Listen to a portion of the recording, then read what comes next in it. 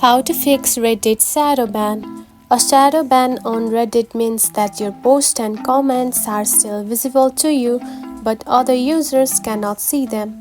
This is usually applied to prevent spammy or disruptive behavior without informing the user directly. Now here is how to fix it. Step 1 to do is check if you are shadow banned. The easiest way to check if you are shadow banned is by searching for your username in Google.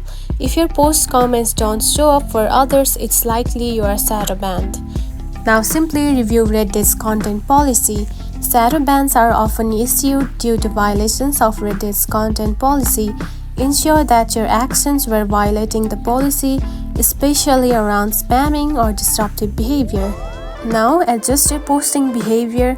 If you were shadow banned for spamming or posting low quality contents, stop doing so. Start posting high quality relevant content that adds value to discussions in the subreddits. Avoid self-promotion unless it's genuinely useful to the community.